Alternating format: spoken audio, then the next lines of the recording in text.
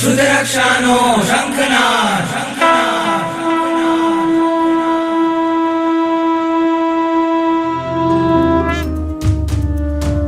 કરી શકે ના કોઈ તારા ગુણોના સરવાળા યુગો સુધી ઝળહળશે ભુવન ભાનુના જવાળા કેમ ભૂલીશું તુજને ઓ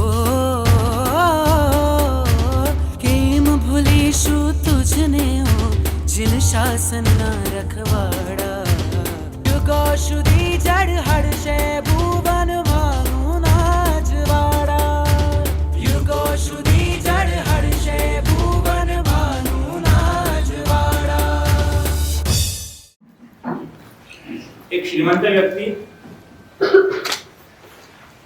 પોતાના જીવનની અંદર આટલા વર્ષોના થયેલા જે અનુભવો અને અનુભવોના દ્વારા એક નક્કી કર્યું છે કે ભાઈ સંસારમાં રહેવાજો નથી, મારે સંન્યાસ લેવો છે। એક ગુરુને પોતે પસંદ કરેલા છે, ગુરુનો આશ્રમ જ્યાં હતો ત્યાં પોતે પહોંચી ગયો છે। ગુરુની પાસે જઈને પોતે વિનંતી કરે છે કે મને સંન્યાસ લેવો છે, મને રજા। માત્ર સંન્યાસ લેવો છે એવી વાત નથી, પણ મારા જીવનની અંદર મેં અત્યાર સુધીમાં જે સંપત્તિ ભેગી કરેલી છે, મારા જીવનની અંદર જે સામગ્રીઓ મેં ઉપાર્જિત કરેલી છે, આ બધાનું છે ને તમને સમર્પણ, જાતનું સમર્પણ તો કરવું છે, સાથે રહેલી સામગ્રીનું પણ। બસ આપની જો રજા હોય તો મારે સંન્યાસ લેવું છે, આ બધી વસ્તુનો સ્વીકાર કરો અને પછી મને સંન્યાસ લેવો। ગુરુને માંડીને બધી વાત કરી કે અત્યાર સુધી મારી પાસે 1000 સોનાવાળો ભેગી થયેલી છે, જે પણ મારી પોતાની ધંધાની અત્યાર સુધીની મૂડી હતી, મારો જે નફો હતો, અત્યાર સુધીની મારી જે બચત હતી, બધું ભેગું કરીએ તો 1000 સોનામણ જેટલી આ વસ્તુ થાય છે। આ 1000 સોનામણ આપના ચરણોમાં મારે ધરી દેવી છે અને મારે છે ને આપના ચરણોમાં જીવન વિલીન કરવું। ગુરુએ પણ બહુ શાંતિથી બધી વાત સાંભળી અને પછી કીધું કે હવેથી જો તારે મારા ચરણોની અંદર આ સોનામણો ધરી દેવી હોય તો એક કામ કર, તારી માલિકી તો તે છોડી દીધી છે, હવે મારી માલિકી છે, એક કામ કર, બાજુમાં નદી કિનારો છે, આશ્રમ નદી કિનારે રહેલો છે, જ્યાં નદીનો તટ છે ત્યાં પહોંચી જા અને સોનામણો છે ને એ નદીની અંદર પધરાવે। સોનામણો બધી નદીની અંદર પધરાવી, જ્યાં સાંભળ્યું ત્યાં પેલાને ઝટકો, નદીની અંદર પધરાઈ દેવાની। પણ સંન્યાસ લેવો છે અને સંન્યાસ તો જ મળી શકે જો ગુરુ પોતે છે ને રાજી। સંન્યાસ લેવા માટે ગુરુને રાજી રાખવા જરૂરી છે, એટલે ગુરુની સામે કંઈ બોલતા નથી અને પોતે ત્યાં પહોંચી જાય છે। ગુરુ સતત પોતે આશ્રમની અંદર રહેલી જે પોતાની બારી અને બારીની અંદરથી એ શું કરી રહ્યો છે પોતે જુએ છે। ત્યાં પહોંચી અને નદી કિનારે બેઠો તો છે, મન કચવાય છે, પણ હવે સોનામાળો નદીની અંદર નાખ્યા વગર છૂટકો નથી અને એક ગણી ગણીને સોનામાળો નાખે છે। થોડી વાર થઈને ગુરુ એને પાછો બોલાવી દીધો, સેવકને મોકલ્યો છે અને કીધું કે એને બોલાવી લાવો। બોલાવી લાવે છે અને ગુરુ કહે છે કે ભાઈ હજી છે ને સંન્યાસ લેવાની તારી પાત્રતા નથી, તું પાછો જઈ શકે। સોના મોરે ગઈ અને હા શું થાય છે તમારું, તમારી સાથે આવી ઘટના બને તો શું થાય? પેલો એકદમ ચમકી ગયો, કેમ ગુરુદેવ? ગણી ગણીને જો સોનાવાળો નાખવાની હોય તો તારા ત્યાગમાં છે ને કોઈ દમ, ત્યાગ જ કરવો છે, સંસાર તારે છોડવો છે, તારે હવે 1000 સોનામણ છે ને કામમાં લાગવાની જ નથી, આ નક્કી વાત છે। તારે મમત્વ છોડવાનું હતું અને તારું જો મમત્વ ન છૂટતું હોય, ગણી ગણીને છે ને સોનામણો છોડે છે, એનો મતલબ છે કે હજી તારી સંપત્તિ પર તે તારું મહત્વ ઊભું રાખ્યું છે, તો તારા છે ને સંન્યાસ જીવનની અંદર તાત્વિક દ્રષ્ટિથી પ્રવેશ થઈ શકે નહીં, માટે સંન્યાસ લેવા માટે તું આવ। નંબર 2, આ 1000 સોનામણો મને દેખાડીને તું મને લાલચ આપવા માંગે છે, જોયું? 1000 સોનામણો મેં છે ને તમારા ચરણોમાં ધરી છે, હું કેવો વિશિષ્ટ વ્યક્તિ છું, આ વિશિષ્ટતા તારા હૃદયની અંદર તારા માટેની ઊભી રહે અને તારું સંન્યાસ જીવન છે ને આખું સંન્યાસ જીવન મારી કૃપાપૂર્વકનું પસાર થાય, આવી ગણતરીથી તું મારી સાથે સોદાબાજી કરવા માંગતો હોય તો છે ને તું ભૂલ ખાય છે. મને સંપત્તિમાં રસ નથી, મને તારા જીવનની અંદર ખરેખર ત્યાગનો ભાવ તાત્વિક દ્રષ્ટિએ પ્રત્યો છે કે નથી પ્રત્યો, અને એની સાથે બહુ સરસ મજાની ભૂમિકા 10 વૈકાલિક સૂત્રના માધ્યમે આચાર્ય ભગવાન સંયમભવ શ્રી મહારાજ આપણી સામે બતાવી રહ્યા છે. જે કંતે પીએ હોય લદ્દે વિપટી કોઈ સાહીને ચાઈ હોય. ત્યાગી કોણાની વ્યાખ્યા સેહુ ચાઈતી ઉચ્ચ, તેને જ હું ત્યાગી તરીકે કહેવા માટે શાસ્ત્ર મને એની અનુમતિ આપે છે કે જે વ્યક્તિ પોતે પોતાના જીવનની અંદર સ્વાધીનપણે તમામે તમામ અનુકૂળ વસ્તુઓનો ત્યાગ. સમજાય છે ભાઈ?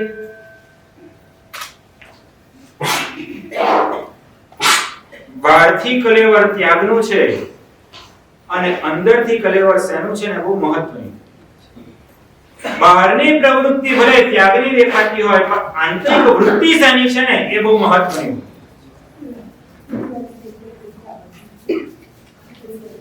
સંયમભવ શ્રી મહારાજ કહે છે સાહીને જય બોલ. જે પોતે તમામ સામગ્રીઓને સ્વાધીનપણે, સાચી બોલો, તમે સામગ્રીના ગુલામ કે સામગ્રી તમારી ગુલામ? આ શ્રીમંત વ્યક્તિ ભલે 1000 સોનામણ નદીમાં પધરાવવા માટે પોતે પહોંચી ગયો છે, છતાં પણ સામગ્રીનો પોતે ગુલામ. સામગ્રી એની આંખની અંદર છે ને લાલચનો ભાવ પેદા કરાવી શકતી હતી, કારણ કે એ વ્યક્તિ સામગ્રીનો ગુલામ. પદાર્થો જો તમારી આંખની અંદર લાલચનો ભાવ પેદા કરાવી શકતા હોય, પદાર્થો જો તમારા જીવનની અંદર અહંકારની ભાવના પેદા કરાવી શકતા હોય, પદાર્થો દેખીને તમારા જીવનની અંદર એક આ વસ્તુ મને ગમે છે, આ ગમા અને અણગમાનો ભાવ જો પેદા થતો હોય તો સમજી લેવાનું કે સામગ્રીના તમે હજી ગુલામ. નંબર સામા ભાઈ આપણો આજથી આ શરૂ થતો મહોત્સવ એ ત્યાગનો મહોત્સવ.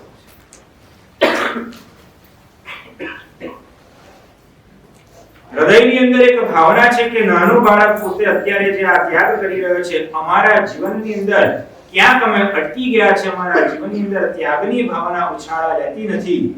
અને આ નાના બાળકે નાની ઉંમરની અંદર છે ને સમગ્ર સંસારને તિલાંજલિ આપી, સમગ્ર સંસારનો ત્યાગ કરી અને પોતે પ્રભુના પંથે ભળી જવા માટે નીકળી જવાના છે.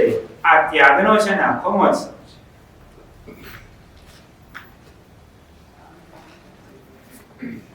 ત્યાગના પણ છે ને અલગ અલગ પ્રકાર. નંબર 1 આરોગ્યજન્ય ત્યાગ. ઘણા બધા કહે કે સાહેબ અમે તો કેટલા વર્ષોથી મીઠાઈ વાપરી જ નથી. પછી પૂછીએ કારણ શું? કે ડાયાબિટીસ.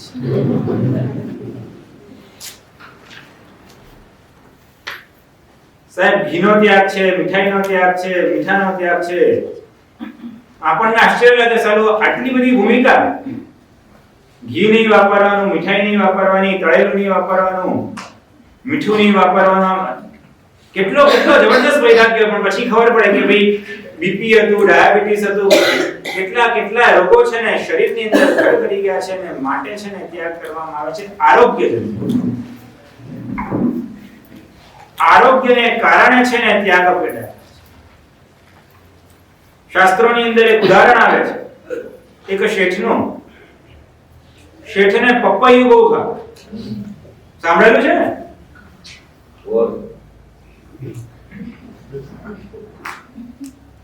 શેઠને પપૈયું બહુ ભાવે. પપૈયું દેખીને શેઠ ગાંડા અને શરીરની અંદર રોગ પેદા થાય છે. વૈદો અને હકીમોને બોલાવવા પડ્યા છે અને વૈદોએ કેટલી સૂચના આપી છે કે શેઠ પપૈયું ખાશો ને તો મરી ગયા સમજી. તમારા શરીર માટે છે ને પપૈયું બહુ જોખમી છે. અને મોટે ભાગે એવો નિયમ છે કે શરીર માટે જે જોખમી હોય ને મનને વસ્તુ મોટે ભાગે પ્રિય હોય છે. અને શેઠને પપૈયું બહુ ભાવે અને ડોક્ટરે પપૈયું વાપરવાની ના પાડી છે. શેઠે ઘણા દિવસો સુધી ને ઘણા મહિના સુધી કંટ્રોલ તો કર્યો, સાજા પણ થઈ ગયા અને એક વખત પોતે બહાર નીકળ્યા છે, રસ્તા ઉપરથી પસાર થાય છે અને રસ્તાની ઉપર છે ને પપૈયાની ડાળી ઊભી. દેખીને મન લલચાઈ તો ગયું છે પણ ગમે તેમ કરીને કંટ્રોલ કરવો છે. આમ થોડેક આગળ વધ્યા ને એમને એક મિત્ર મળ્યો ને મિત્ર કહે છે, "ઓહો શેઠજી, કેટલા દિવસે મળ્યા, લાવો ને ચલો એક પપૈયાની ડીશ થઈ જાય." આમ ના પાડવી છે પણ મોંમાંથી ના નીકળતી, અને મિત્રના આગ્રહને કારણે પપૈયું વાપરી લીધું ને પપૈયું જ્યાં વાપર્યું અને શેઠ પોતે બેભાન. અને પાછા વૈદ્યો અને હકીમોને બોલાવવા પડ્યા અને કેટલાય દિવસોની પથારી આવીને વૈદ્યોએ કહી દીધું કે હવે જો એક પપૈયાનો દાણો પણ વાપર્યો ને તો પ્રાણ પણ ખેરુડી જશે. સાચી બોલે, પછી પપૈયાનો ત્યાગ કેવો થાય? ત્યાગ છે પણ આરોગ્યજન્ય. તો કેટલોક ત્યાગ એવો આવે છે કે જે અનુકૂળતા કે આસક્તિજન્ય છે. ગુરુમાં છે ને ઘણીવાર વ્યાખ્યાનની અંદર એક નાના છોકરાનું ઉદાહરણ આપે છે. નાનો છોકરો એની મમ્મી સાથે કરિયાણાની દુકાન પર ગયેલો છે, એકદમ નાનો છે, લોકોને ગમી જાય એવો છે, અને દુકાનદારને છોકરો ગમી ગયો. દુકાનદારે કીધું કે બેટા, આ ચોકલેટનો ડબ્બો છે, જેટલી જોઈએ ને એટલી ચોકલેટ લઈ લે. તો નાનો છોકરો ના પાડે છે કે ચોકલેટ નથી લેવી. દુકાનદારને આશ્ચર્ય થયું કે સાલું નાનો છોકરો અને ચોકલેટ લેવાની ના પાડે. મોટે ભાગે નાના છોકરાઓ માટેની ગુડગી લેવી હોય કે એને ચોકલેટ છે ને બહુ ભાવે, અને અસાહજિક એવું આવતું આ રિએક્શન દેખીને પેલો દુકાનદાર વધારે ખુશ થઈ. ઓહો, દીકરો કેટલો સીધો સાધો છે, કેટલો આમ ત્યાગી વૈરાગી છે. અને બીજી વાર ત્રીજી વાર એની મમ્મી કહે છે, કાકા કહે છે લઈ લે ને. ના ના, મારે જોઈતી જ નથી ને, મારે જોઈતી જ નથી ને. અને કાકા બહુ ખુશ થઈ અને પોતે છે ને ચોકલેટનો મુઠ્ઠો ભરીને એને આપી દે છે. પ્રેમથી છોકરો લઈ પણ લે છે અને બહાર નીકળી. એની મમ્મી એને પૂછે છે કે બેટા, આટલો બધો ડાયો કેમ બનતો હતો? ઘરમાં તો હું તને ના પડું તો એ ખા ખા ખા કરે છે ને ક્યાંકથી ચોકલેટ મળતી હોય તો લઈ લે છે. આજે સામેથી તને દુકાનદાર કાકા કહેતા હતા તો લીધી કેમ? મમ્મી, આ પણ એક ટ્રીક છે.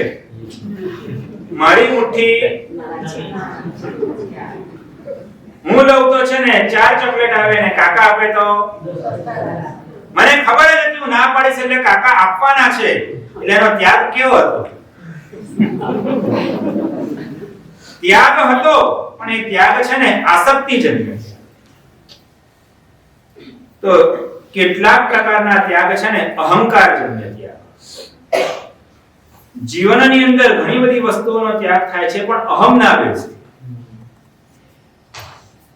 તમારો નંબર છે ભાઈ? આરોગ્યજન્ય ત્યાગ, આસક્તિજન્ય ત્યાગ, અહમજન્ય ત્યાગ. તો સામે પક્ષે પરમાત્માનું શાસન કહે છે કે આ 3 પ્રકારના ત્યાગ છે ને મલિન ત્યાગ છે. બીજા 3 પ્રશસ્ત પ્રકારના ત્યાગ છે. નંબર 1 આજ્ઞાજન્ય. પ્રભુની આજ્ઞા છે માટે ત્યાગ. યાદ આવે કુમારપાળ રાજા. કુમારપાળ રાજાને ઘેવરનો ત્યાગ. તો ઘેવરનો ત્યાગ, ઘેવર કે અભક્ષ્ય વસ્તુ નથી. ઘેવર અભક્ષ્ય વસ્તુ નથી, પણ ઘેવરનો ત્યાગ કરેલો તો કારણ એક જ કે ઘેવર વાપરતા વાપરતા મને રાગ અને દ્વેષ થાય છે. મારા પૂર્વના મલિન સંસ્કારો એનાથી જાગૃત થાય છે અને પરમાત્માની આજ્ઞા છે તહત પૈત્રીકો જહજ રાગદોષા લૌવિલિત. ભગવાન એમને કહેવા નતા, પણ પ્રભુ એક આજ્ઞા આપી દીધી તહત પૈત્રીકો જહજ રાગદોષા લૌવિલિત. તમારા રાગ અને દ્વેષ જેનાથી નબળા પડે તેથી રીતના તમારે પ્રવૃત્ત થવું જોઈએ. આ પરમાત્માની આજ્ઞા છે ને ઘેબર વાપરવાથી મારા રાગ અને દ્વેષની વૃદ્ધિ થાય છે, તો ઘેબરનો મારે ત્યાગ. સમજણ પડે છે કઈ? જે વસ્તુ મને ભાવી જાય, જે વસ્તુ મારા રાગ અને દ્વેષનું કારણ બનતું હોય તો એ વસ્તુનો મારા જીવનની અંદર ત્યાગ. યાદ આવે પરમ ગુરુદેવ પ્રેમ શ્રી શોજી મહારાજ સાહેબ, માંદગી આવી છે, તાવ આવેલો છે, શરીરમાં અનુકૂળતા નથી, ડોક્ટર બોલાવેલા છે અને ડોક્ટરે પોતે ઉપચાર તો કર્યા અને સાથે કીધું કે ડોક્ટરને ખબર હતી કે સાહેબની ગુડવી લેવી હતી કે મારા સાહેબ છે ને ક્યારે કોઈ દૂષિત વસ્તુ તો વાપરશે. મારા સાહેબને ફ્રૂટ કહેવાનું કે મારા સાહેબ થોડું ફ્રૂટ વાપરજો, થોડીક અનુકૂળતા આવે તો ગરમ ગરમ કોઈ વસ્તુ વાપરજો. સાહેબને આવું કહેવાય નહીં, કારણ કે સાહેબ નથી જ વાપરવાના, નક્કી છે. આ ગુડવી એટલે ડોક્ટરે પોતે એમ કીધું કે મારા સાહેબ બીજું કશું નહીં પણ નિર્દોષ મમરા મળે ને તો મમરા વાપરો. અને બીજે દિવસે ડોક્ટર આવ્યા, સાહેબ કેમ લાગ્યું? મમરા વાપર્યા હતા? હા વાપર્યા હતા, સારું લાગ્યું. સાહેબ મમરા વાપરતા રહેજો. કે નહીં, આજથી મારે આજીવન માટે મમરાનો ત્યાગ છે. તહ તહ પયટ્ટિયવમ જહ જહ રાગત દોષા લહુ વિદ. મમરા વાપર્યા અને જીભને ભાવી ગઈ.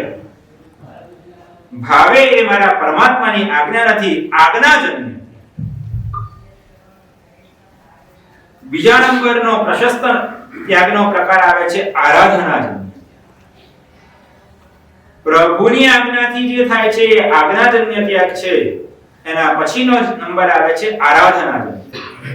જીવનો સ્વયં ઉલ્લાસ.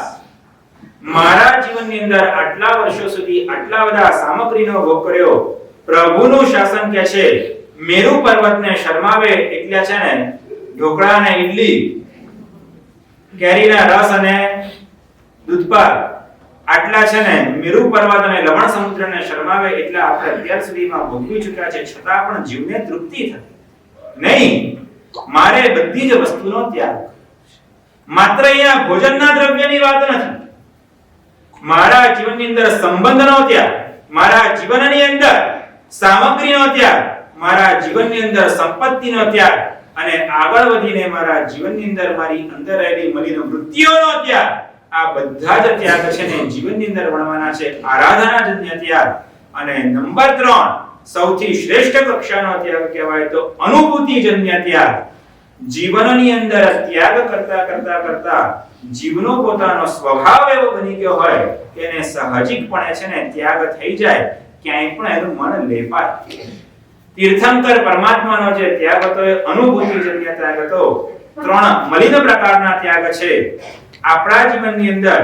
અહમજન્ય ત્યાગ, આરોગ્યજન્ય ત્યાગ અને અનુકૂળતાજન્ય ત્યાગ હોય એને ફેરવી અને આજ્ઞાજન્ય, આરાધનાજન્ય અને અનુભૂતિજન્ય ત્યાગ, આની અંદર આપણે મંગળ પ્રવેશ કરીએ તો જ આજથી શરૂ થતો આ મંગળમય મહોત્સવ આપણા માટે આત્મકલ્યાણકર બને છે. એ જ રીતના વિતરાગ કરવાની આજ્ઞા લઈએ. એકવાર જંગલની અંદર સિંહ પોતે શિકાર કરવા માટે નીકળે છે. દુનિયાની અંદર કોઈ પણ વ્યક્તિને ક્યારે કોઈ ભડકાઈ જાય ને શું ઘટના બની જાય ને એનો કોઈ નિયમ નથી હોતો. બની એવું કે સામે ગેંડો આવ્યો. ગેંડો એટલું વિરાટ પ્રાણી છે કે એના માટે સિંહ જેવો સિંહ પણ કઈ બીજો આડોવડો વિચાર ન કરી શકે. એટલે સિંહ મનમાં ગણતરી લઈને બેઠો છે કે ભાઈ એને બાજુમાંથી પસાર થઈ જવા દો, કારણ કે એટલી ભારે ભરખમ કાયા છે અને ગેંડાની ઉપરની ચામડી છે ને એટલી જાડી હોય કે એની ઉપર કશું થઈ શકે. આજ સુધી મારી પાસે કોઈ વસ્તુનો જવાબ માંગ્યો નથી ને આ ગેંડો મારી પાસે જવાબ માંગવાની હિંમત કરે છે. છે શું જોવા તો દે. એટલે સિંહે ગેંડાને પૂછ્યું શું છે બોલ. તો કે મહારાજ આખી દુનિયાની અંદર લોકશાહી ફેલાઈ ગઈ. ગમે તે નાનામાં નાના માણસને પણ છે ને ઉપર આવવાની ક્ષમતા મળે, ઉપર આવવાની તક મળે અને જો એ તકને ઝડપી શકે તો નાનામાં નાનો માણસ પણ ઉપર ચડી શકે. તો આપણા જંગલની અંદર વર્ષોથી ખાલી એક જ પરંપરા, તમે સિંહ જ વનરાજ બની શકો, બીજું કોઈ ન બની શકે. કારણ કે તમારી મનોબલી છે, આખી રાજાશાહી છે. આપણે બી લોકશાહી લાવવી જોઈએ, બીજાને પણ અધિકાર મળવો જોઈએ. મારી પાસે પણ કદાવર કાયા છે, મારી પાસે પણ જબરદસ્ત કોટીનો ફોર્સ છે. મારા માથા ઉપરનું જે શિંગડું છે આ એક જ શિંગડું ભરભરાના દાંત ખાટા કરવાની તાકાત ધરાવે છે. વનરાજ બનવાની તમામ તાકાત મારી પાસે છે. મને વનરાજ બનવાનો અધિકાર કેમ ન મળે? સિંહ તો સ્તબ્ધ થઈ ગયો. આજ સુધી કોઈએ પોતાની સત્તા પડકારી નથી. આજ સુધી કોઈએ પોતાના રાજાપણાને ચેલેન્જ કરી નથી ને આજે પહેલીવાર ચેલેન્જ કરવામાં આવે છે. પણ ગમે તેમ તો એ વનરાજ છે, રાજા તરીકેની ક્ષમતા એની પાસે છે ને ક્ષમતાનો ઉપયોગ કર્યો. ગેંડાજી કેમ ન બની શકો એ સવાલ જ નથી. તમે બની શકો ને બની શકો એમ નહીં. હું હમણાં બનાવવા તૈયાર છું. હું પોતે જ આખા જંગલની અંદર છું ને તમારા નામની જાહેરાત કરી દઉં કે આજથી માંડી અને આ ગેંડો વનરાજ છે, હવેથી છે ને બધા એને રાજા તરીકે સ્વીકારવાનો, રાજા તરીકે એનો તમામ સત્તા અને તમામ અધિકારીને પ્રાપ્ત થશે. પણ ગેંડાજી તમને એટલો ખ્યાલ છે? સાચું નામ શું લાગે છે? ગેંડાનો જવાબ શું છે? વ્યવહાર એમ કે છે કે ગેંડાએ છે ને આ તક ઝડપી લેવી જોઈએ, પણ મનોદશા એમ કે છે, સાયકોલોજી એમ કે છે, માનવ શાસ્ત્ર એમ કે છે કે ગેંડો ક્યારે એના માટે તૈયાર કહી દીધું. રાજન તો પછી જિંદગીની અંદર મોજ શું રે? કાદવમાં અળવટવાની તો જે મજા છે ને સ્વર્ગના સુખ જેવી મજા છે, હવે એની જેવી મજા ન મળે ને તો પછી તો મતલબ જ નથી. તો વનરાજે કીધું તો પછી તને છે ને વનરાજ તરીકે જાહેર નહીં કર્યું છે. બહુ માર્મિક ઘટના છે. સિંહની ગેંડા સામે એક જ શરત હતી, કાદવમાં આળોટવાનું બંધ કર, તને વનરાજ તરીકે જાહેર કરવા તૈયાર છું. કર્મ સત્તાની પણ એક જ શરત છે, ભોગના કાદવમાં 5 ઇન્દ્રિયના વિષયના કાદવની અંદર કશાય અને નો કશાયના કાદવની અંદર આળોટવાનું જો તું બંધ કરશે તો તને 14 રાજલોક ઉપર સિદ્ધ શિલા ઉપર બેસાડી અને સમગ્ર જીવ સૃષ્ટિના રાજા તરીકે હું તને જાહેર કરવા તૈયાર છું. તમારો જવાબ? ચાલો, ગેંડાની વાત પૂરી થઈ ગઈ. હવે તમારી વાત છે. કર્મ સત્તાની એક જ શરત છે, ભોગના કાદવની અંદર વિષય કશાયના કાદવની અંદર કશાયનો કશાયના કાદવની અંદર આળોટવાનું બંધ કરી દે. સમગ્ર જીવ સૃષ્ટિ, અરે જીવ સૃષ્ટિ નહીં, સમગ્ર વિશ્વ સૃષ્ટિનો માલિક બનાવવાની છે ને હું તને રજા આપી દઉં ને માલિક હું તને બનાવી દઉં. શાસ્ત્રો લખે છે એક બાજુ સિદ્ધ શિલા પર રહેલા સિદ્ધની તાકાત કેટલી, તો કે લોકને અલોકની અંદર ફેરવી શકે, અલોકને લોકની અંદર ફેરવી શકે, આ સિદ્ધની તાકાત છે. આ જગતની અંદર ક્યારે બનતું નથી. સિદ્ધ પોતાની એક ક્ષમતાનો ઉપયોગ ક્યારે કરતા નથી, પણ જીવને પૂતગલને જીવની અંદર ફેરવી દેવાની તાકાત એમની પાસે છે. આખી જીવ સૃષ્ટિ, આખી અજીવ સૃષ્ટિ, સમગ્ર વિશ્વ સૃષ્ટિના તમામ પરિમાણોને બદલી નાખવાની તાકાત સિદ્ધની અંદર છે. કારણ કે આ જગતની અંદર જળ એ ભોગ્ય તત્વ છે, જીવ એ ભોક્તા તત્વ છે. જળ એ આ જગતની અંદર જેનો વહીવટ કરી શકાય એ વહીવટીય તત્વ છે, પણ વહીવટ કરનાર જે સત્તા અને ઐશ્વર્યધારી તત્વ છે એ સત્તાશીલ અને ઐશ્વર્યધારી તત્વ હોય ને તો એ ચેતન તત્વ છે. જીવ ચેતન જ્યારે પોતાના પૂર્ણ સ્વરૂપની અંદર ખીલે છે, પૂર્ણ સ્વરૂપની અંદર ખુલે છે, ત્યારે સમગ્ર વિશ્વ સૃષ્ટિ ઉપરનું આધિપત્ય એના હાથની અંદર આવે છે. અને એટલું સમજી રાખજો, આવી તક માત્ર ને માત્ર મનુષ્ય ભવમાં, આર્ય દેશમાં અને જીન શાસનની અંદર જ મળે છે, જ્યારે તમે 14 રાજલોક ઉપર છે ને તમારું આધિપત્ય સિદ્ધ કરો. જો તમને સત્તા ગમે છે, ઐશ્વર્ય ગમે છે, આ જગતની અંદર કાયમી ખાતેનો ઐશ્વર્ય અને કાયમી ખાતેની સત્તા તમારે તમારા જીવનની અંદર જોઈએ છે, તો આ એક જ તક છે. પ્રભુ કે છે કાદવમાં આળોટવાનું બંધ કરતો છે ને આ જગતની અંદર તને જે તક મળે છે એ કલ્પનાથી છે.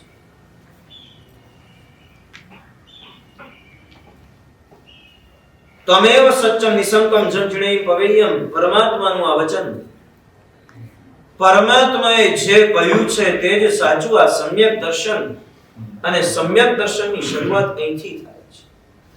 દુનિયા જેને મેળવવા, દુનિયા જેનો સંગ્રહ કરવા અને દુનિયા જેનો ભોગ કરવા માટે તડપે છે, એની અંદર કાદવનું દર્શન થાય ને આ સમ્યક દર્શન છે. સમજી ગયા? જે સંપત્તિ, જે સામગ્રી, જે શક્તિ, જે ઐશ્વર્ય, જે દુનિયાની અંદર માનપાન અને પ્રતિષ્ઠા જેને મેળવવા માટે દુનિયા તડપે છે, એની અંદર તમને કાદવનું દર્શન થાય ને ત્યારે સમજી લેવું આ જગતની અંદર તમે છે ને સમ્યક દર્શન પામો છો. આમ શાસ્ત્રીય દ્રષ્ટિએ જોવા જાય તો તમારી ને અમારી વચ્ચે ફરક છે.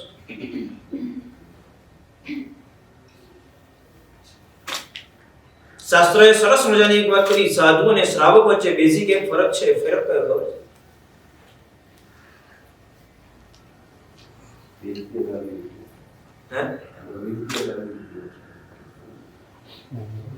નહીં, ત્યાં સરસ મજાની વાત કરી, સાધુના હાથમાં રજોહરણ છે ને તમારા હૈયામાં રજોહરણ છે. આ તમારી ને અમારી વચ્ચે તમે હાથમાં ભલે નથી લઈ શકતા પણ હૃદયની અંદર રજોવરણ હોય ને તો જ તમે શ્રાવક તરીકે કેવડાવવાને લાયક છો, બાકી શ્રાવક તરીકે કેવડાવવાને લાયક. પ્રભુ શાસન કે છે હાથની અંદર ન લઈ શકાય તોય હૈયાની અંદર સતત જે રમતું રહેતું હોય રજોહરણ, એવા જે આત્માઓ છે ને એ જ શ્રાવક બનવાના અધિકારી છે. સમ્યક દર્શનના 3 લિંગ બતાવ્યા. પહેલું લિંગ બતાવ્યું જબરજસ્ત કોટીની શુશ્રૂષા, પરમાત્માના વચનોને સાંભળવાનો રાગ હોય. બીજી વાત બતાવી આ જગતની અંદર દેવ ગુરુ ઉપર અતિશય રાગ. અને ત્રીજા નંબરની અંદર બતાવ્યું પરમાત્માએ બતાવેલી આરાધનાની ક્રિયા ઉપરનો પણ જબરજસ્ત કોટીનો રાગ. સમ્યક દર્શન એ રાગ સ્વરૂપ બતાવ્યું. સમ્યક દર્શનના લિંગમાં રાગ બતાવ્યો પણ એ પ્રશસ્ત રાગ છે. પરમાત્મા સાથે જોડાયેલી, આત્મા કલ્યાણ સાથે જોડાયેલી, આત્માને સંસારમાંથી મુક્ત કરીને સિદ્ધ શીલા પહોંચાડવાના માર્ગ સાથે જોડાયેલી જેટલી સામગ્રી છે એ તમામ સામગ્રી પ્રત્યેનો એનો રાગ હોય. એનો મતલબ શું થયો? શુશ્રૂષાનો રાગ એટલે જ્ઞાનનો રાગ, દેવગુરુની ભક્તિનો રાગ, દર્શનનો રાગ અને ક્રિયાનો રાગ એટલે ચારિત્રનો રાગ. જેના હૃદયની અંદર જ્ઞાનનો રાગ છે, દર્શનનો રાગ છે, ચારિત્રનો રાગ છે, એ સંકિતી છે. અને આવો સંકિતી આત્મા હોય એને પરમાત્માનું શાસન ફળે. એ જ આત્મા પરમાત્માના શાસનને પામીને પોતે ઉપર ચડી શકે. એ જ આત્મા પરમાત્માના શાસનને પામ્યા પછી એ પોતે સમગ્ર જીવ સૃષ્ટિને અજીવ સૃષ્ટિ ઉપરનો આધિપત્ય પોતાના જીવનની અંદર પ્રાપ્ત કરે. પહેલી એક વાત, હું તો છે ને આમ રાજા બનવાની વાત કરું છું, પણ તમારે રાજા બનવું છે કે નહીં પેલા એટલું તો નક્કી. What is your target? હે સર કન્ડિશન વગર ના મેં કે હું ક્યાં કન્ડિશન બોલ્યો જ નથી. તમારે શું બનવું છે મેં ખાલી એટલું જ પૂછ્યું. તમને ખબર છે ને શ્રી કૃષ્ણ પોતાની દીકરીને પૂછતા હતા બેટા રાણી બનવું છે કે દાસી? હું તમને પૂછું છું રાજા બનવું છે કે ગુલામ બનવું છે? બસ બીજું પૂછતો જ નથી.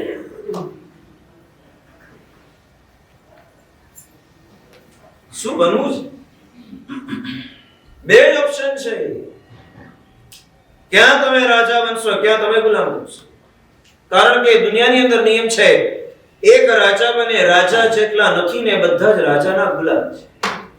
રાજા ધારે ત્યારે એને કોઈ પણ કામ સોંપી શકે અને સત્તાની રૂએ રાજા એની પાસેથી કામ લઈ શકે. દુનિયામાં બે જ પ્રજા જગતની અંદર છે, ક્યાં રાજા છે ક્યાં પ્રજા છે. ક્યાં એની પાસે સત્તા છે અને ક્યાં સત્તાની એડી નીચે કચડાતો આત્મા છે. શું બનવું છે?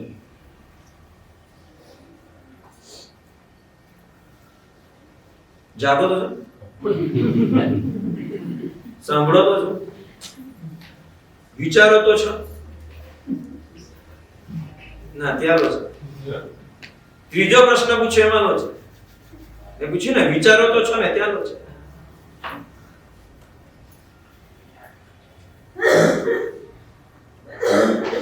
ની ખરેખર પૂછવું છે શું બનવું?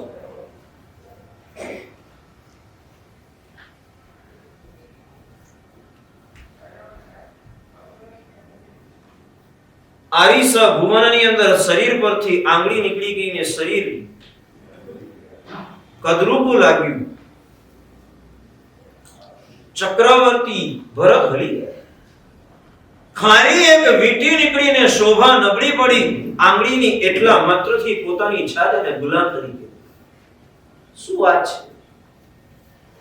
મારા શરીર પરની શોભા પણ મને સ્વાધીન નહીં, એ પણ કર્મ સત્તાની આપેલી. અને મારા શરીરની શોભા માટે મારે બીજા પર છે ને આશ્રિત રહેવાનું.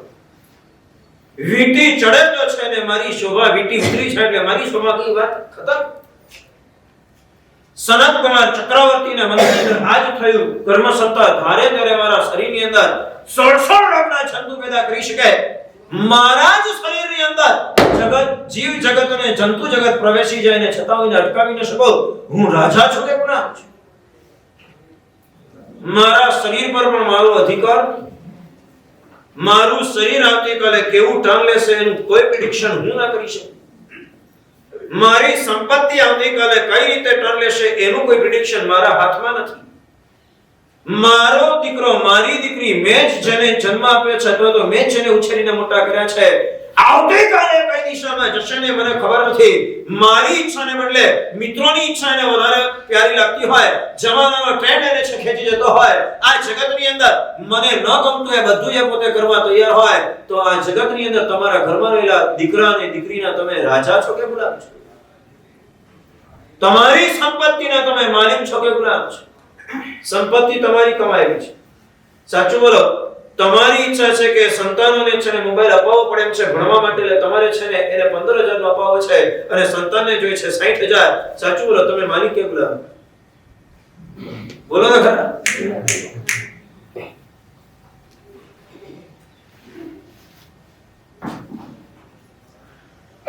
તમારું ધાર્યું થાય કે સંતાનોનું ધાર્યું થાય?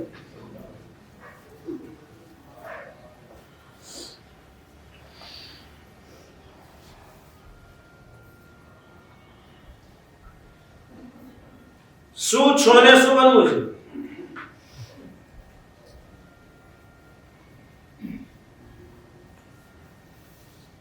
માલિક બનવું છે કે ગુલામ બનવું છે? 24 ની જવાબ દીધો.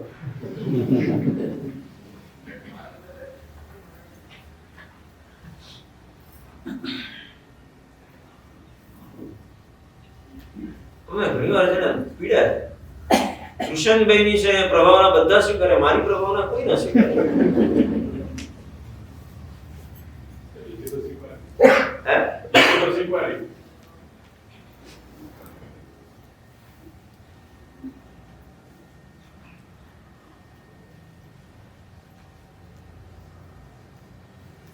શું બનવું છે, માલિક કે ગુલામ?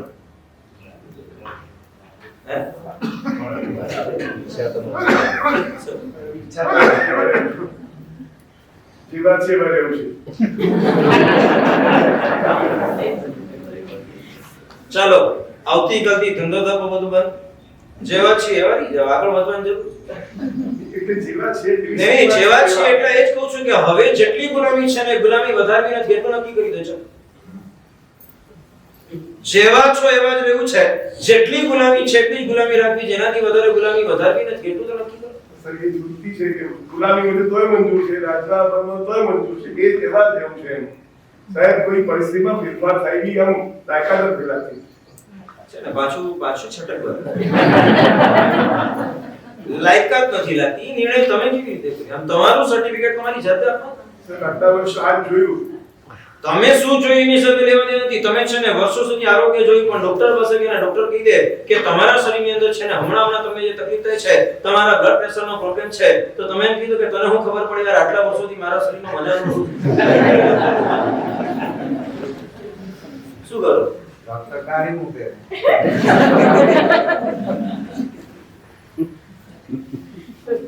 તકલીફ અહીંયા જ છે.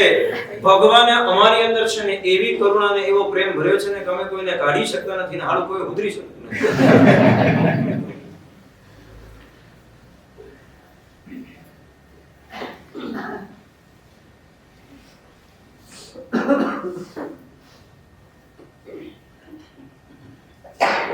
બહુ સરસ મજાની ભૂમિકા પર જવું છે આપણે. સાધનાના પંથ ઉપર જનારા આત્માના હૃદયની અંદરની 3 સંવેદનાની વાત આજે કરી છે. પ્રવ્રજ્ય ગૃહ્યતે ધન્યૈહિ, ધન્ય આત્માઓ છે જે પોતે માલિક બનવાના માર્ગ ઉપર પ્રસ્થાન કરી શકે છે. ધન્ય છે આત્માઓ જે સંસારના કાદવને કાદવ સ્વરૂપે જાણીને પોતાના જીવનની અંદર છોડવા તૈયાર થાય છે. વાત સાચી છે ભાગ્યશાળી. શાસ્ત્રકાર ભગવંતો કે છે ચાલુ ખાડામાં પડેલો માણસ ગમે ત્યારે બહાર નીકળી શકે, પણ કાદવિયા ખાડામાં પડેલો હોય ને એ બહાર નીકળી શકતો નથી, જેમ મહેનત કરીને ઊંડો ઘૂસતો. એટલા જ માટે તો આગમ શાસ્ત્રોએ 4 પ્રકારના જીવો બતાવ્યા.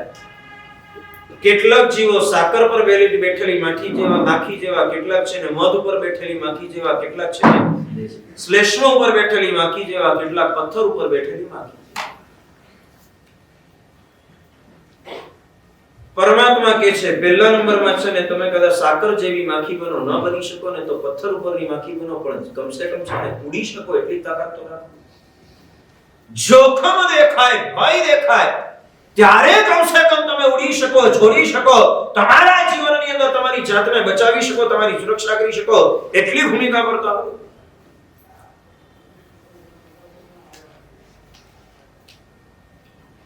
કોઈ પણ આત્મા જ્યારે સાધક દશાની અંદર પ્રવેશ કરે છે ત્યારે એની 3 પ્રકારની મનોદશા. નંબર 1, જે વાત આપણે કરી રહ્યા છે, મારે ભોગના કાદવથી છૂટવું, કર્મના કાદવથી મારે છૂટવું છે, મારા જીવનની અંદર મને હવે છે એનો ત્રાસ થયો છે, મને એનો ભાર લાગે છે, મારા જીવનની અંદર હવે કંટાળો આવે છે. જય વિરાય સૂત્રની અંદર પરમાત્માની ચૈત્યવંદન કરીને તમે જે દ્રવ્ય પૂજા કરી, ભાવ પૂજા કરી, તમે જે પરમાત્માની ભક્તિ કરીને ભક્તિ કર્યા પછી હવે તમે પરમાત્માને પ્રાર્થના કરો છો કે ભગવાન, આ જે તારી ભક્તિ કરી એ ભક્તિના પરિણામ સ્વરૂપે, ભક્તિના ફળ સ્વરૂપે મારે જે છે ને જોઈએ છે એ તારી પાસે લિસ્ટ મૂકું છું. 13 માંગણીઓનું લિસ્ટ મૂક્યું, એમાં સૌથી પહેલી કઈ મૂકી ભવાની ઉપેરો. ભગવાન મને છે ને સંસારથી કંટાળે. સાધક આત્માની પહેલી ભૂમિકા છે મારે બહુ થઈ ગયું, હવે આ સંસારની અંદર બહુ રહ્યો, હવે મારાથી છે ને સહન નથી. સંભવના પરમાત્માને સમવસ્ત્રણની અંદર માત્ર 8 જ વર્ષનો બાલુડો એવો રાજકુમાર પોતાના પિતા રાજાની આંગળી પકડીને દેશના સાંભળવા આવ્યો છે. પ્રભુની દેશના સાંભળી, પ્રભુની દેશના પરિપૂર્ણ થઈને 8 વર્ષનો છોકરો ઉભો થઈ. ભગવાન દેશનાના શબ્દે શબ્દે મને જગાડી દીધો છે. પ્રભુ હવે આ સંસારમાં રહેવાની કોઈ તાકાત નથી મારી પાસે. પ્રભુ મને દીક્ષા આપવાની રહે. બાપ ઉભો થઈ ગયો, અલ્યા શું વાત કરે છે? 8 વર્ષની ઉંમરની અંદર છે ને તારે દીક્ષા લેવી છે? નહીં ભગવાન, હમણાં નહીં, પછી વાત.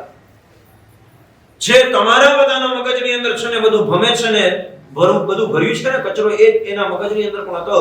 8 વર્ષની ઉંમરમાં સંસાર શું જોયો? હજી તો ઉગીને ઉભો થાય છે, મૂછની અંદર મૂછનો દોરો ફૂટ્યો નથી, મોઢામાંથી મારું ધાવણ સુકાયું નથી, અને એ પોતે ચારિત્ર લેવાની વાત કરે છે.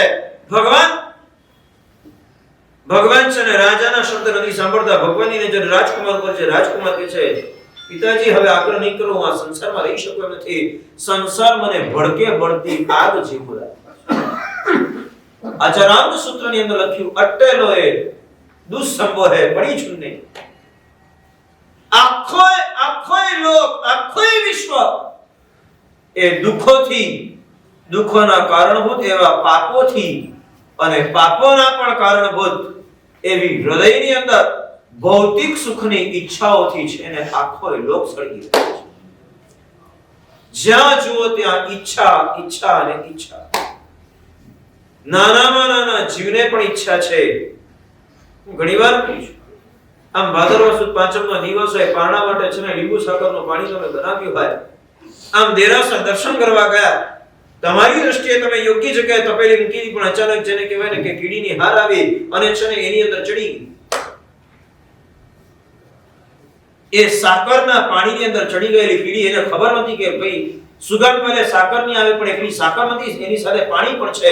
જેવી પાણીમાં પડી તરફડિયા મારવા માંડી, જાન જોખમની અંદર આવી ગયો. એટલા જ સમયની અંદર દર્શન કરીને તમે પાછા આવ્યા, તમે તપેલી ખોલી, અંદર કીડી ચડેલી જોઈ, દયા આવી, તમે કીડીને બહાર કાઢી. એને બચાવવા માટે એક સરસ મજાના સૂકા કપડા ઉપર મૂકી, ધીમે ધીમે પાણી સુકાઈ ગયું, કીડી સ્વસ્થ થઈ ગઈ, ચાલવાનું શરૂ કર્યું. મારે તમને પૂછવું છે, કીડી જાય કે પાછી ત્યાં આમ મરવા જેવી થઈ ગઈ, બેભાન થઈ જવા જેવી થઈ ગઈ, આમ પ્રાણ ગળે આવી ગયા, તો ત્યાં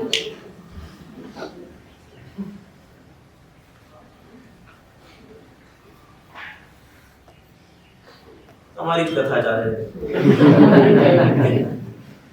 મને થયું મેં કીધું આટલો જલ્દી જવાબ કેમ આવડે, પણ આ તો જે સાધારણ છે એટલે જવાબ સાહેબ. જ્યાં મરીએ, જ્યાં કપાઈએ, જ્યાં છેદાઈએ, પરમાત્મા કહે છે અનંત કાળની અંદર કયું દુઃખ નથી વેઠીને સુખના ટુકડા મેળવવા જતા જગતની અંદર કયા દુઃખ નથી વેઠ્યા, સવાલ છે. માલિક કૂતરાને રોટલાના ટુકડા ફેંકે, પણ એ રોટલાના ટુકડા મેળવતા પહેલા છે ને ઓલા બિચારા કૂતરાનો ઘાણ એક ટુકડો અહીં નાખે, એક અહીં નાખે, એક અહીં નાખે, એને ખેલાવે ને રમત કરાવે, એને આમ દેખાડે ને જેવો કૂતરો ઝડપમાં જાય એટલે ક્યાંક ઊંચો લઈ જાય, ક્યાંક સાઈડમાં લઈ જાય, ઓલા કૂતરાને એક એક રોટલાના ટુકડા માટે તડપાવે. બસ કર્મ સત્તા આ જ કામ કરે છે તમારી સાથે. એક એક સુખના ટુકડા માટે આપણને તડપાવે. બસ આમાં એમ થાય કે બસ અત્યારે શેર બજાર તેજીની અંદર છે, હમણાં છે ને આના શેર લઈ લો, ભાવ વધી જશે, આટલા રૂપિયા મળી જશે, આટલી જેને કહેવાય કે અમારી મુશ્કેલીઓ ટળી જશે, જીવનની અંદર આટલી ઈચ્છા પરિપૂર્ણ થઈ જશે. અને ઘણીવાર એવું તમારું ભાગ્ય ને જે દિવસે તમે જાઓ ને રોજ 500 પોઈન્ટ અપ થતો હોય, તમે જાઓ ને દિવસે 1000 પોઈન્ટ અપ કઈ બને છે પૂછ્યું.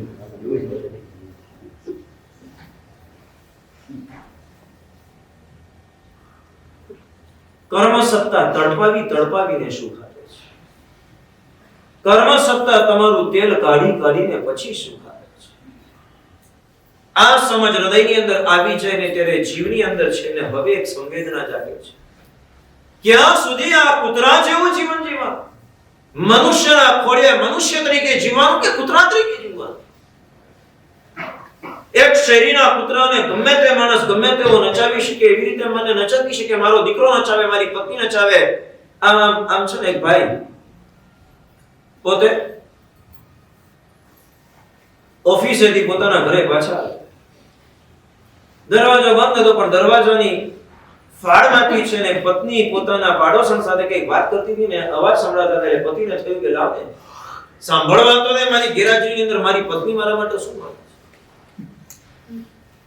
અને પત્ની પોતાની પાડોશણને કહેતી હતી કે મારા પતિનું તો છે ને હાથી જેવું છે, મારા પતિ હાથી જેવા. એની પાડોશણ કે સમજીની હાથી જેવા છે તો કે હાથી માટે એમ કહેવાય ને જીવતો લાખનો મરેલો 1.25 લાખનો. એમ અમારા પતિનું એવું છે કે જીવે છે ને ત્યાં સુધી અમને સરસ મજાના પૈસા કમાઈને આપે છે. અને એમણે વીમો એટલો મોટો ઉતરાવ્યો છે ને કે મરે ને તો એમને છે ને મિનિમમ 10 કરોડ મળવા છે. એ જીવતા લાખના મરેલા 1.25 લાખ. તમારી વેલ્યુ સમજાય?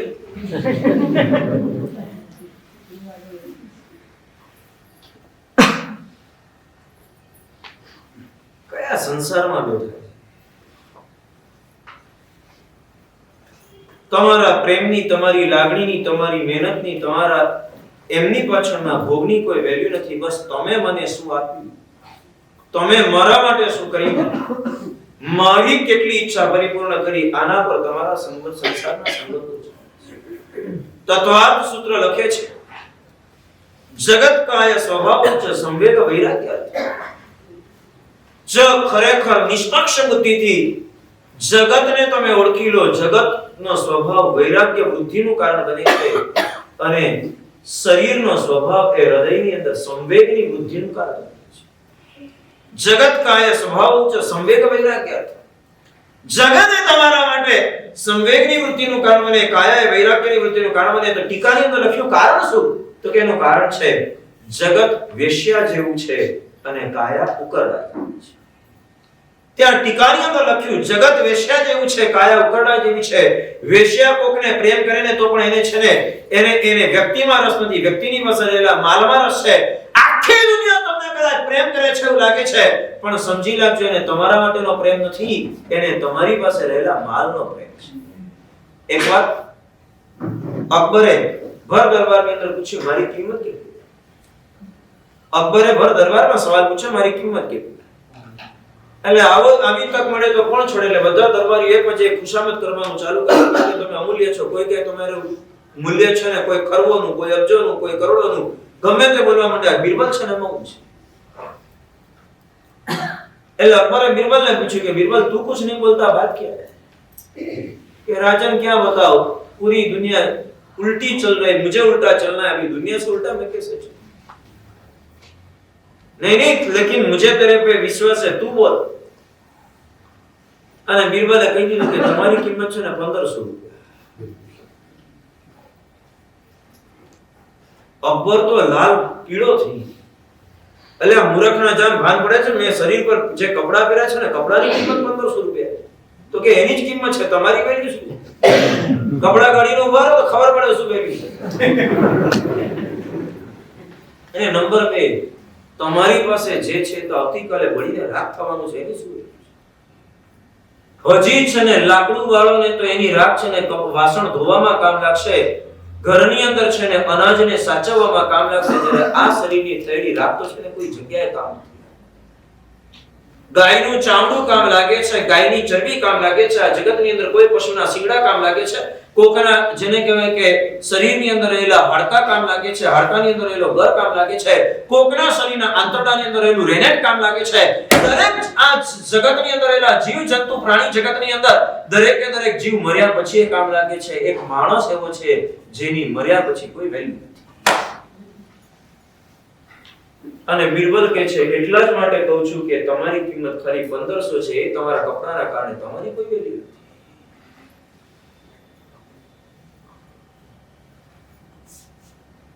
જગત વેશ્યા જેવું છે. તમારી પાસે શું માલ છે ને એમાં એને રસ છે, બાકી એને રસ નથી. તમે જ્યાં સુધી છે ને નોકરી ધંધો કરી શકો છો, ઘરની અંદર જોઈતી સામગ્રી લાવી શકો છો, દરેકની ઈચ્છા પરિપૂર્ણ કરી શકો છો, ત્યાં સુધી તમારી કિંમત.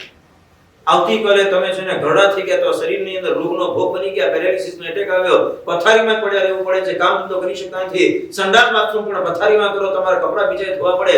સાચું બોલો, એ દિવસે પરિવારનો પ્રેમ કેટલો ટકે આવે? શું લાગે છે? શું લાગે? બોલો તો ખરા. ચાલો એ જવાબ. આ કોરોનાનો કાળ ચાલે, આમ તમે છે ને ઘરની અંદર આવીને 4 છીક ખાવ તો આમ સાચું બોલો પ્રેમ કેટલો?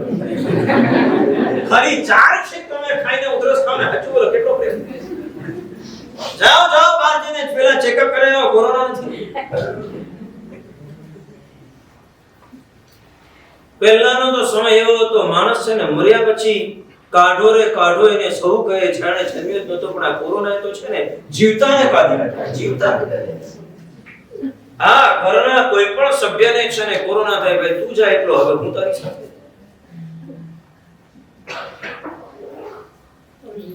જગતનો સ્વભાવ, જગત વેશ્યા જેવું છે, કાયા ઉકરડા જેવી છે.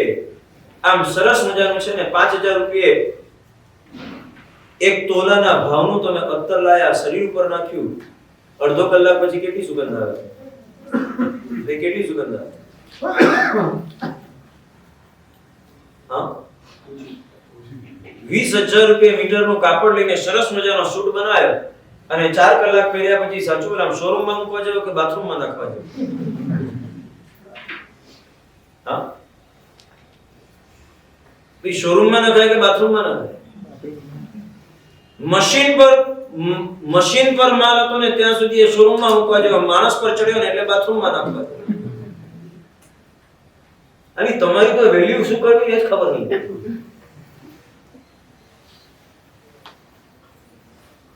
કાયાનો સ્વભાવ ઉકરડા છે. ઉકરડામાં જે નાખો ને બધું ગંદકી સ્વરૂપે પરિણમે, એમ કાયા ઉપર જે નાખ્યું ને બધું ગંદકીમાં પરિણમે. અને માટે પરમાત્મા કહે છે આ બે સ્વભાવને ઓળખી લો. જગતને ઓળખી લીધું, કાયાને ઓળખી લીધી, ત્યારે મગજની અંદર છે ને એક આ ભાવ આવે છે, મારે આ બધાથી છૂટવું છે. સાધક જીવનની અંદર પ્રવેશ કરનારાની પહેલી દશા મારે છૂટવું છે. બીજી મનોદશા છે મારે ભળવું છે. છૂટીને જઈશ ક્યાં? જેણે પોતાના જીવનની અંદર આત્મકલ્યાણ સાધ્યું છે, અનંત ગુણોને પ્રાપ્ત કર્યા છે. અને નંબર 2, જેને પોતાના જીવનની અંદર અનંત ગુણ પ્રાપ્ત થયા નથી, પણ જે સ્વયં અનંત ગુણ મેળવવા મથે છે અને પોતાની સાથે રહેલાને પણ અનંત ગુણ પમાડી શકે છે, એવા ગુરુ દેવ અને ગુરુ એની કરુણાની ધારામાં મારે ભળવું છે. સાધક જીવનની અંદર પ્રવેશ પામી રહેલાની બીજી મનોદશા છે મારે ભળવું છે. અને ત્રીજી ભૂમિકા છે મારે પામવું છે.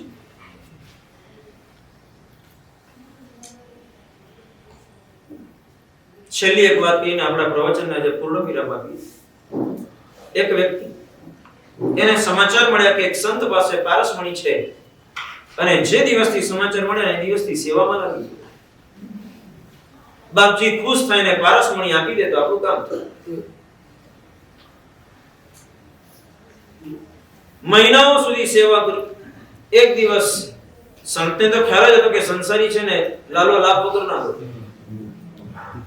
એટલે આ માણસ આવ્યો છે એની પાછળનો કોઈ આશય હોવો જોઈએ એટલે પૂછી બોલ શું જોઈએ? તો કે ગુરુદેવ બીજું કઈ નહીં, બસ આપની કૃપા જોઈએ છે, સીધું બોલ ને. અને ગુરુદેવ સાંભળ્યું છે આપની પાસે પારસમણી, આટલી જ વાત યાર પહેલા બોલે. મારે તો અમે આ જંજાળમાંથી છૂટવું છે. જો ઓલો ઝાડ છે ને, ઝાડની બફરની અંદર એક ડબ્બી છે, એ ડબ્બીની અંદર છે ને આ પારસમણી ચડી ગઈ. ઓલો સ્તબ્ધ થઈ ગયો. પારસમણી કોઈ ગુપ્ત તિજોરીની અંદર હોય કે આ ઝાડની બફર જેવા ખુલ્લા સ્થાનની અંદર? દોડતો ભાગ્યો. ખરેખર ઝાડની બફરમાં એક ડબ્બી હતી. ડબ્બી કાઢી, ડબ્બીની અંદર છે ને એક ચિત્રની અંદર કંઈક વીટ્યું તો એ ચિત્રું ખોલ્યું, અંદર જોયું તો એક જગારા મારતો મણી રહ્યું, હાથની અંદર ન રહ્યું. સીધો મણી છે ને સૌથી પહેલા ડબ્બીને અડાડી દીધો કે ડબ્બી લોખંડની છે, જોઈએ તો ખરા કે શું થાય છે. અને જ્યાં અડાડ્યું ત્યાં છે ને એ ડબ્બી સોનાની થઈ ગઈ, રાજીનો રેટ થઈ ગયો, નાચવા માંડ્યો. સીધો મુઠ્ઠી વાળીને ઘર તરફ, ક્યાંક ભૂલે છું કે આ સંતના વિચાર ભરે પેલા ઘર પર ઘરે મુઠ્ઠી વાળીને ભાગ્યો છે. પણ અડધે રસ્તે વિચાર આવ્યો, આમ છે ને આ મુઠ્ઠીમાં છે ને બહુ મોટી તાકાત છે.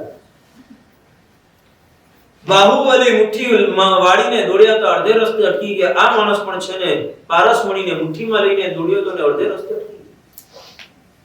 મનમાં વિચાર, આવો પારસમણી મેં માંગ્યો અને ગુરુદેવે જ્યારે મને આપવાની હા પાડી ત્યારે પણ એમના ચહેરા પરની પ્રસન્નતા એ જ. બખોલમાંથી મેં પારસમણી કાઢ્યો, ખોલ્યો, ખોલી ડબ્બીને હાથ લગાડીને મુઠ્ઠી વાળીને ઘર તરફ દોડી રહ્યો છું. છેલ્લી નજર નાખી મેં ગુરુદેવ તરફ, ત્યારે પણ એમની પ્રસન્નતા એ જ હતી, એમની પ્રસન્નતા અખંડ હતી. તો એનો મતલબ એ થયો કે આ પારસમણી કરતા ચડિયાતી પણ કોઈ ચીજ છે ને ગુરુદેવ પાસે હોવી જોઈએ. આ પારસમણી લઈને મૂર્ખામી તો નથી કરતો. ભલે નો ડાઉટ પારસમણી બહુ જબરજસ્ત કક્ષાનું તત્વ છે. લોખંડને સોનું બનાવી શકે અને એકવાર સોનું બની જાય પછી તો દુનિયાભરનું લોખંડ ખરીદી લઈએ ને બધાને સોનું બનાવીને આપણી કબજામાં રાખી લઈએ. પણ તોય મને એમ લાગે છે કે ક્યાંક આના કરતા કોઈ ચડિયાતી ચીજ, જે ચીજ આપતા સેજ પણ દુઃખ ન થાય, જે ચીજ કોઈને લઈ જતા જોયા પછી પણ સેજ પણ દુઃખ ન થાય અને પ્રસન્નતા અકબંધ રહે, તો એનો મતલબ એ છે કે એના કરતા ચડિયાતી કોઈક ચીજ એની પાસે હોવી જોઈએ. પગ અટકી ગયા. મને લાગે છે આ પારસમણી લઈને છે ને મૂર્ખામી કરી. પાછો આવ્યો, ગુરુના પગમાં પડી ગયા. ગુરુ પૂછે છે કે હવે શું જોઈએ? तूने जो मांगा मैंने दे दिया, अब क्या चाहिए? અને ત્યારે એના મોઢામાંથી એ શબ્દ નીકળ્યા, ગુરુદેવ મારે એ તાકાત જોઈએ છે કે જે તાકાતના બળ ઉપર પારસમણી આપ્યા પછી પણ તમારા ચહેરા પરની પ્રસન્નતા. મારે પારસમણી નથી જોઈતી, મારે તમારા ચહેરા પરની જે પ્રસન્નતા છે ને પવિત્રતા છે ને એ જોઈએ છે. પારસમણી છોડ્યા પછી પણ તમે જે મસ્તીની અંદર જીવી શકો છો ને, મુજે એ વો મસ્તી છે.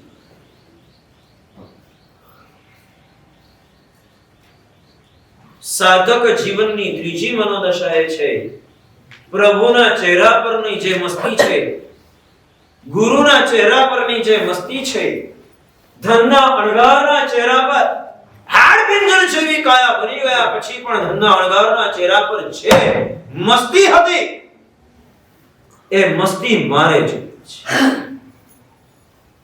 હાથની અંદર રજોરણ લઈને નાચી રહેલા વજ્રસ્વામી જેવી મસ્તી મારે જોઈએ. હોળી તરાવીને પાછા આવ્યા ને જ્યારે સમવસ્ત્રની અંદર પરમાત્માની પાસે ઈર્યાવૈયા કરી રહ્યા છે ને એ ઈર્યાવૈયા કરતી વખતની અયમુક્તાના ચહેરા પરની જે મસ્તી છે ને એ મારે જોઈએ છે. 12 વર્ષની ગોખવા છતાં હજી 6 અક્ષર પણ નથી આવડતા અને છતાં પણ એ મારુસ ને માતુસની જગ્યાએ માસ્તુસ ગોખી રહેલા એ માસ્તુસ મુનિના ચહેરા પર 12 વર્ષ પછી પણ જે મસ્તી અબંધ છે ને એ મસ્તી પોતાના માથા પર હાથ ગયો અને ખબર પડી કે હું રાજા નથી, હું તો છે ને સાધુ છું. અને સાધુ છું એ સંવેદન જાગ્યા પછી પ્રસન્નચંદ્ર રાજર્ષિના ચહેરા પરની જે મસ્તી હતી મારે એ મસ્તી જોઈએ છે. ભગવાન મારે એ મસ્તી છે. આ જગતની અંદર સુલસા શ્રાવિકાના ચહેરા પર પ્રભુ વીરના ધર્મલાભ સાંભળ્યા પછીની જે મસ્તી હતી ને એ મસ્તીમાં રહેતી કલિકાલ સર્વજ્ઞના ચરણોની અંદર બેઠેલા કુમારપાળના ચહેરા પર જે મસ્તી હતી ને એ મસ્તીમાં રહે છે એક મંકોડાને બચાવવા માટે જીવતી ચામડી ઉતરડી નાખતી વખતે પણ છે ને કુમારપાળના ચહેરા પર જે મસ્તી હતી ને એ મસ્તીમાં રહે છે જ્યારે ભર દરબારની અંદર બેઠેલા વસ્તુવાર એને સમાચાર મળ્યા કે રાજાના મામાએ બાલ મુનિને લાફો માર્યો છે અરે જંગે એલાન એને જ્યારે કર્યું રાજાના મામાનો હાથ કાપી લાવ્યો કે નરવંકો હોય એની બાકીની જવાબદારી મારી છે આ બોલતી વખતે એમના ચહેરા પરની જે મસ્તી હતી એ મારે જોઈએ છે એક ગિરનાર તીર્થને શ્વેતાંબરોના હવાલે કરવા માટે 56 ધડી સોનાની ઉછામણી પેથળ શાહ જ્યારે બોલે છે ને એના પર જે મસ્તી હતી ને એ મસ્તી મારે જોઈએ છે તો સાધક એમ કે છે ખંડક સુરીની જીવતી ચામડી ઉતરડાય ગજ સુકુમાલના માથે અંગારાની સગડી મુકાય મેતારજ મુનિના માથે વાથર વિટાય શુકોશલ મુનિના પગને શિયાળણ વદુરી છાય અવંતી સુકુમાલ એના શરીરને એક વાખણ વદુરી જાય અને એ વખતે પણ એમના ચહેરા પર જે મસ્તી હતી ને એ મસ્તી મારે જોઈએ છે વિહારભાઈ શું જોઈએ છે સમજ પડે છે માથે અંગારા મુકાયા પછી પણ ગજ સુકુમાલના ચહેરા પર જે મસ્તી હતી 64,000 સ્ત્રીઓની સાથે રમી રહેલા ચક્રવર્તીના ચહેરા પર જે આનંદ ન હોય ને એ આનંદ માથે સગડી મુકાયા પછી ગજ સુકુમાલના ચહેરા પર મારું કાઈ બળતું નથી જી બળે બીજા એ સસરો સાચો સગોજી આપે મુક્તિની પાક માથે સગડી મુકાઈને એમ લાગે છે આ તો મોક્ષની પાઘડી બંધાય શું મસ્તી હશે તમે વિચાર કરજો આવતીકાલે મચ્છરના ડંખ વાગે આવતીકાલે કદાચ ગોચરીમાં કલાક મોડું થઈને પેટમાં બલાડા બોલતા હોય આવતીકાલે અડધો કલાક મહેનત કરીને કદાચ કોઈ કારણસર ગાથા ન ચડતી હોય કદાચ આવતીકાલે મારા જીવનની અંદર સેજ નાનકડી ભૂલ થઈને કોઈ વડીલ સાધુ મને ખરાબી મારતા હોય એવા વખતે પણ મને છે ને આ મહાપુરુષોના ચહેરા પર જે મસ્તી હતી ને મસ્તી મારે છે મારે તમને કેવું છે આ 5 દિવસનો મહોત્સવ તમે માણવા માટે હવે છે ને તત્પર બન્યા છો ભલે કદાચ તમારા જીવનની અંદર આ રજોરણ આવે કે ના આવે પણ કમસે કમ આ ત્રણ સંવેદનાને પેદા કરો મારે છૂટવું છે મારે ભળવું છે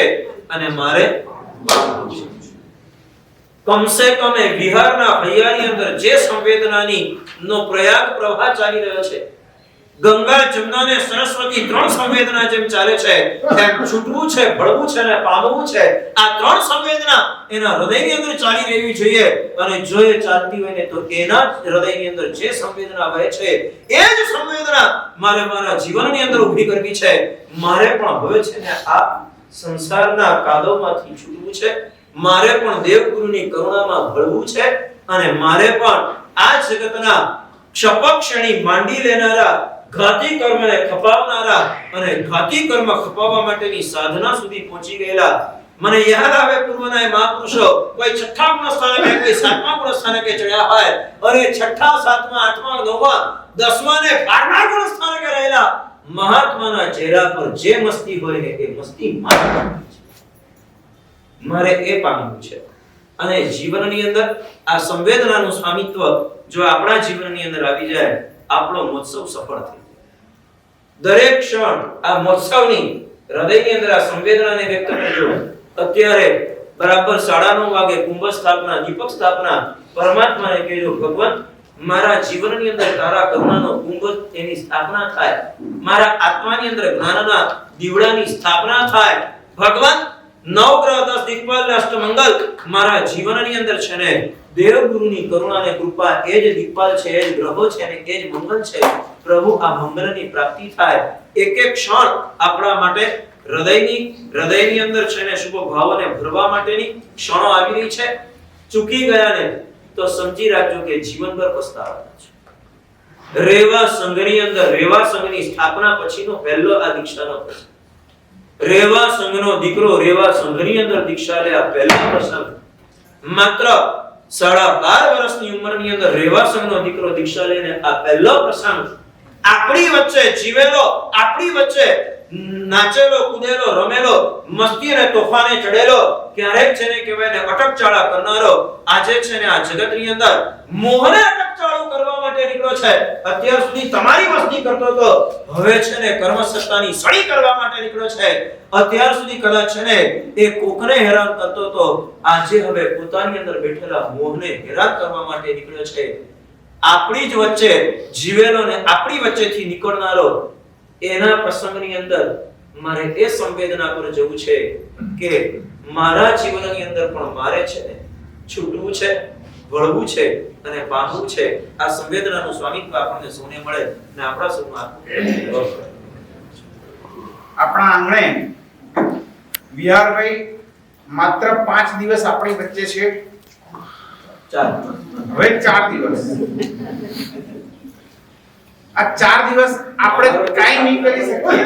અમારો કેસ કાપેલો છે. 4 દિવસ આપણે કાઈ ના કરી શકીએ તો એક વસ્તુનો ત્યાગ કરવો છે. અહીંયા 1.5 કિલોમીટરના એરિયામાં જે કોઈ આપણે રહીએ છીએ એમણે વગર સાધને અહીંયા આવવાનું, એટલું બધા માટે શક્ય છે. આપણે સૌ દરેક પ્રોગ્રામમાં સાધન વગર ઘરેથી આવીશું. 1.5 કિલોમીટરના એરિયામાં રહેતા હોય એમના માટે જ છે. આજે પ્રભાવના સવારે જ્યારે આપણે એન્ટ્રી મારીએ છીએ, એન્ટ્રી લઈએ છીએ, ત્યારે પ્રભાવના પૂજ્ય ગુરુદેવના ગુરુ ભક્તો તરફથી હોય છે. આજે 20 રૂપિયાની પ્રભાવના અત્રે પ્રવચન પૂર્ણ થયા પછી પૂજ્ય કૃપાબોધિ વિજય મહારાજ સાહેબના આજે દીક્ષા દિવસ નિમિત્તે તેમના સંસારિક પરિવાર તરફથી તેમજ દીક્ષાથી પરિવાર તરફથી ગોળના રવાની પ્રભાવના છે. દરેકે ખાસ લાભ આપીને જવા વિનંતી.